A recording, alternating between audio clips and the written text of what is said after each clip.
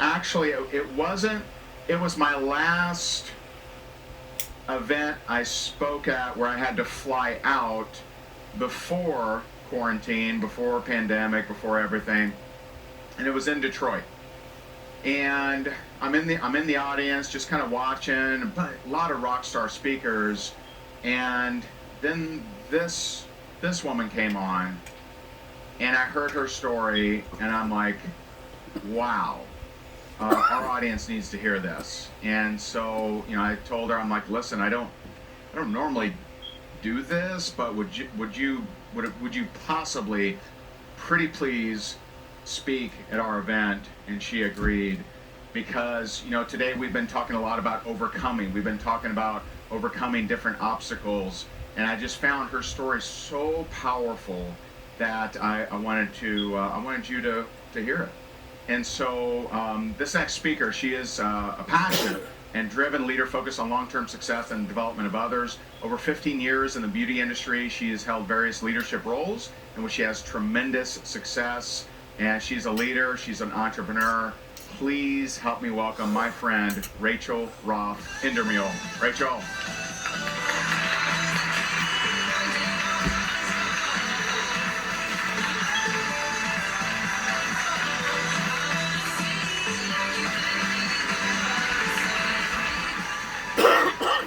Thank you, Ray. That was an awesome introduction. I am beyond excited, grateful, honored, and nervous to speak to each and every single one of you right now.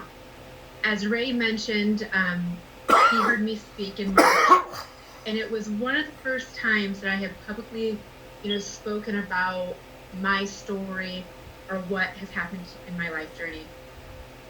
I'm a big believer that's what meant for you will find you when the time is right. And public speaking I've always felt it's been a weakness of mine, but I know I have something to say and a lot of people to support and help. So I am extremely excited to share. One thing Shalane said earlier, and I wrote this down because it really hit home to me. She said, don't teach from the wound, teach from the scar. And a scar is part of my story, and you have to be healed before you speak about it. It took me 41 years to publicly speak about my story. I have 3 components to it that I'm going to share with you. And we've talked a lot the last couple of days about vulnerability.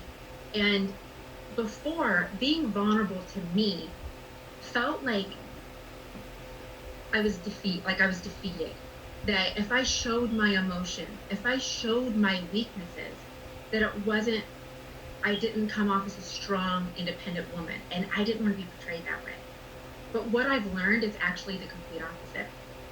So the first portion to my amazing journey and what led me to where I am today is when I was 14, I was in an auto accident. And what happened was I was halfway ejected through the windshield. I was sitting up in the back seat of the car, hit a minivan at a stop sign, and conscious, though I don't recall anything, I turned myself over. When I turned myself over, I hit the jugular vein in my neck, have several scar lacerations throughout my face and body, and had over 5,000 stitches at 14 years old. So I was life flighted, blood transfusion, all of the things that go along with that. I didn't attend high school till my senior year, and I went part-time. I recall being in the hospital and knowing that something felt wrong. And these are stories that my family has now told me. Something didn't feel right. And they weigh you by putting like a blanket or something underneath you, right? And they lift you up. And I was 25 pounds heavier than what I typically was. And I was like, I itch. Because I was on life support, so I couldn't talk. But I had a pad and paper, couldn't really make complete sentences, but I told them that I itched. And my sister understood sign language. She was like, Rachel's itching, Rachel's itching. I also had this little dripper that I would hide because I knew what was ever in that dripper was not making me feel right. So as soon as my sister convinced them to take me off morphine, The swelling went down, but they couldn't see the rashes on my body because I was so black and blue. The swelling went down, and I immediately started to feel better. So not on top of the accident, I was allergic to morphine. The one thing I did is when I was life flighted to Cleveland Metro, I'm an Ohio girl, I'm a Midwest girl, those of you that are from the Midwest, is I told them to call my parents and just tell them that I love them and that I would be okay. Because I knew that I would.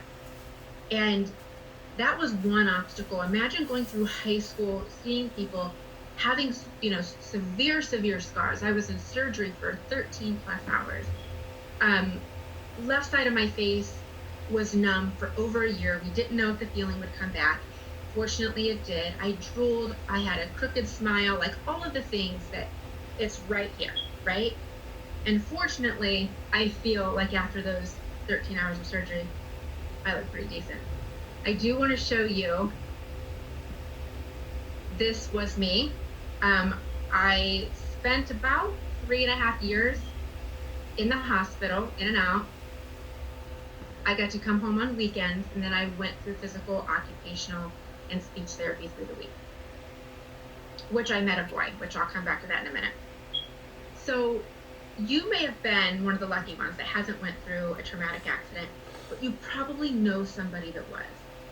So I was petrified to be a waitress, to do anything public because I didn't want the attention on me. I did not want anybody looking at me, but you couldn't help but stare at that time. Fortunately, I've had these for over 2 decades. I've embraced them. You can't even really see that much on the screen, but I was basically decapitated. Not a good feeling inside. But what we all know is beauty comes from within. And because I'm a beautiful person on the inside, it projects on the outside. And anyone that sees me, they might notice it the first time, maybe the second, but after that, it's just a part of who I am, right? Nobody even questions it. So that was like one major, life-changing thing that happened at such a young age. And I'm glad it did, to an extent that it made me realize I have choices. I chose to graduate with my class, even though I was behind. I put in the summer school. I did everything that I could because I wanted to graduate with my class. I chose to continue and further my education because nobody else in my family had done that. I wanted to do things. I didn't know what, but I just knew that I wanted more. So my second stint in the hospital, I did try to share my screen, but maybe it didn't share. That's okay. Actually, I'll try one more time here. Here we go.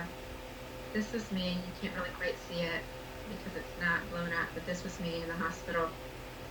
Just facial lacerations. I'll stop sharing there. So my second stint in the hospital was when I had the pleasure of delivering my baby girl.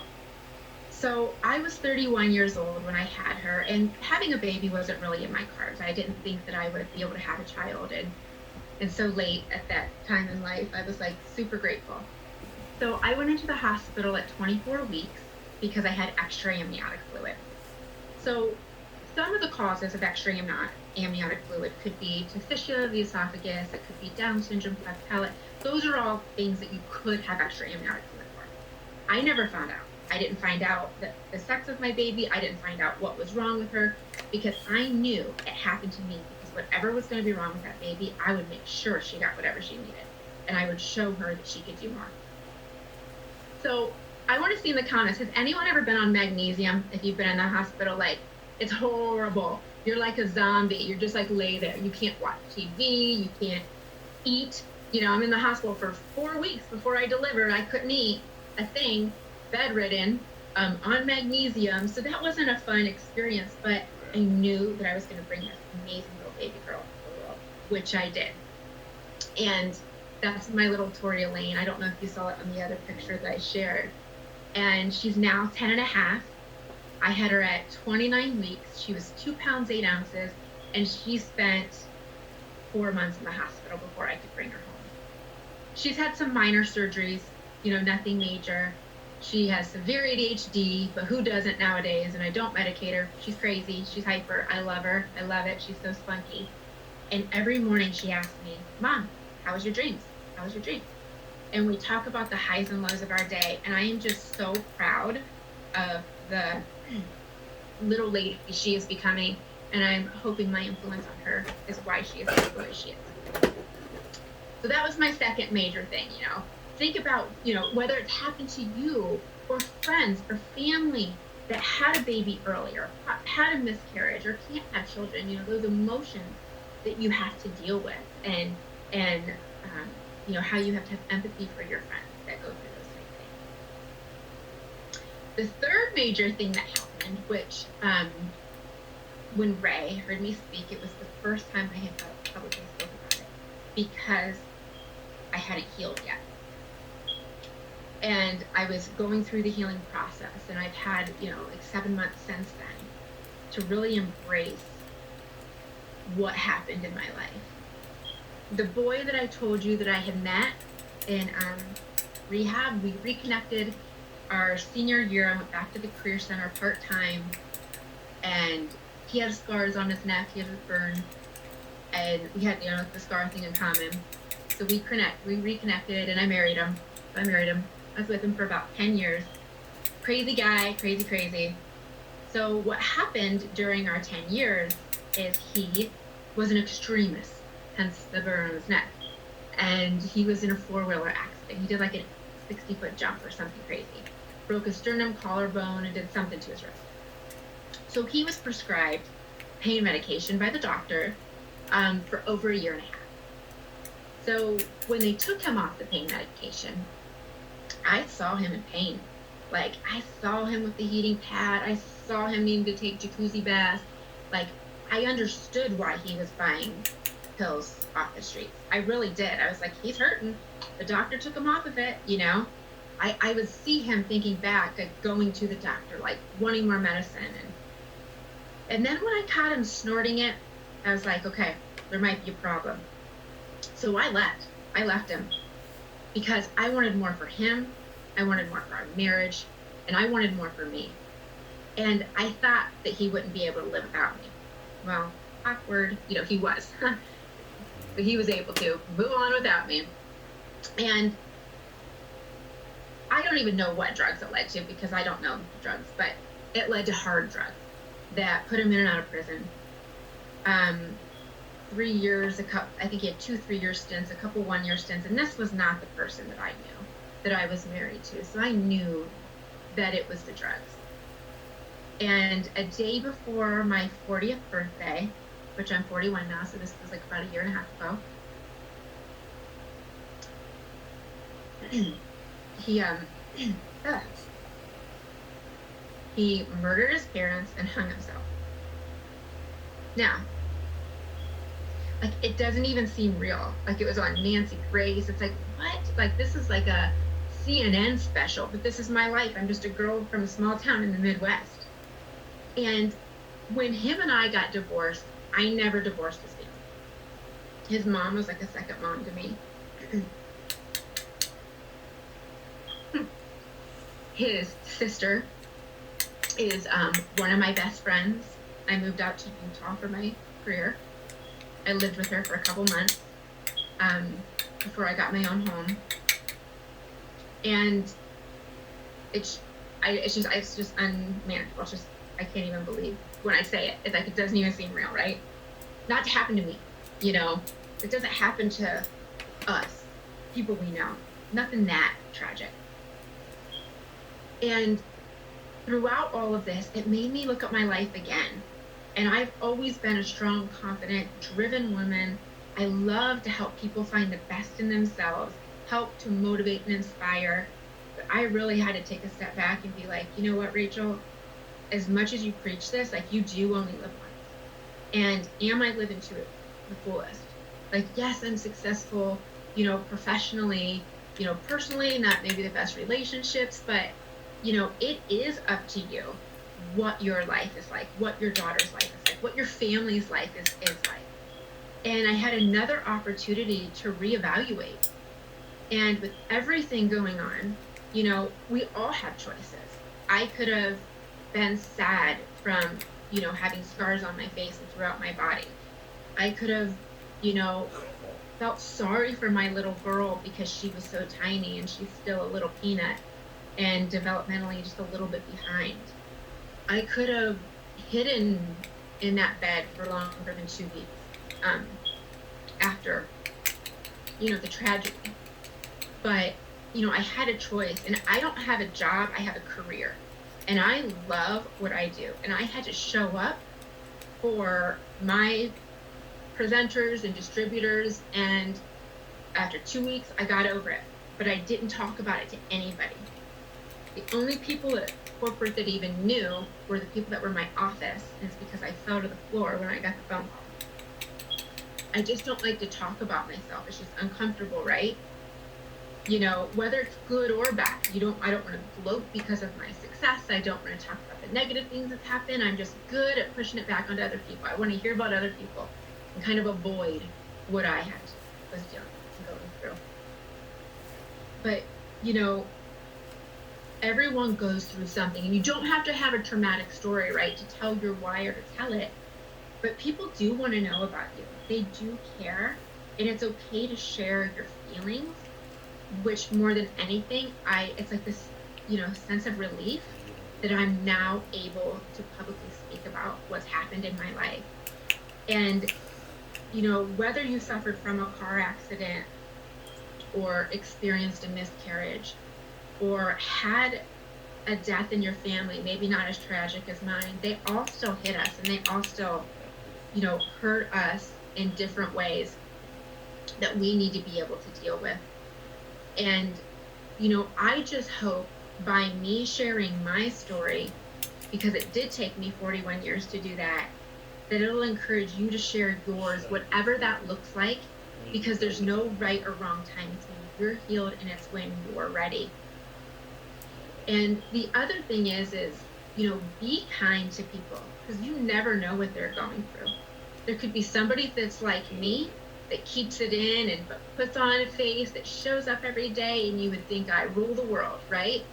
And I try to, but I still am human, and I still have feelings and emotions, and it's okay. Just ask people how they're doing. I don't care if you're going through the drive-thru. How are you today? Or compliment people. We all have a choice, and I always believe good things happen to good people. So just be a good person. Just try to be better than who you were yesterday. And I want to encourage that. Love more, hug more, those that you can hug. Laugh more, surround yourself with like-minded people. You're all here for a reason. And, you can have the mindset that you just need to take the action. And I'm telling you, if you hold a door for somebody or start helping other people, you will instantly start to feel better. Yeah. So thank you. I am Rachel Roth Indermule, and I am honored to have had the opportunity to speak at this event. Thank you.